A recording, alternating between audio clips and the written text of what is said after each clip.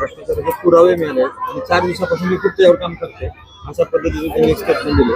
त्यातनं त्यांना राजीनामा देतील अशा अपेक्षा व्यक्त करतात. अशी अपेक्षा अख्खा महाराष्ट्र त्या ठिकाणी व्यक्त करत आहेत.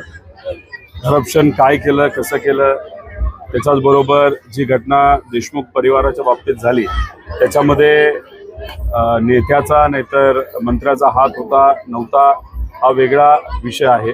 पण महत्त्वाचं काय, नैतिकता कुठेतरी दाखवण्याची जरूरत आहे. कारण का आबांच्या बाबतीत सुद्धा अशीच एक घटना झाली होती.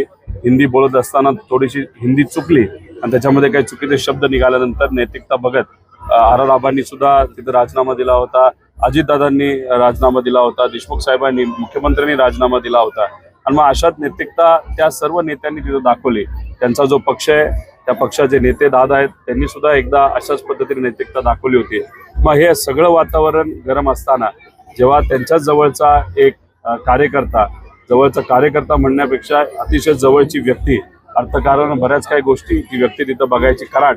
आणि मग याच्यावर जेव्हा ॲलिगेशन झालं की त्या व्यक्तीने जेव्हा एखादा गुन्हा केलाय अशी चर्चा नाही तर त्याच्यावर आता पोलीस आणि सगळी यंत्रणा याच्यावर लक्ष देऊन आहे. मग याच्यात नैतिकता दाखवून त्यांनी कुठेतरी माघार घ्यायला पाहिजे होती. 6 महिने माघार घेऊन म्हणजे काय निकाल लागतोय ज्युडिशियल एन्क्वायरी याचा तो बघून पुढे निर्णय घ्यायला पाहिजे होता. पण नैतिकता दाखवण्यासाठी सुद्धा धाडच लागतं ते कदाचित आजच्या नेत्यांमध्ये नाही आहे असं आपल्याला म्हणावं लागतं. दादा, केंद्रीय देश विदेशातील प्रत्येक घडामोडींचे लाईव्ह अपडेट मिळवण्यासाठी आता साम टीव्हीच्या सर्व सोशल मीडिया प्लॅटफॉर्मला लाईक, फॉलो आणि सबस्क्राईब करा. तसंच सर्व नोटिफिकेशनसाठी बेल आयकॉन प्रेस करायला विसरू नका.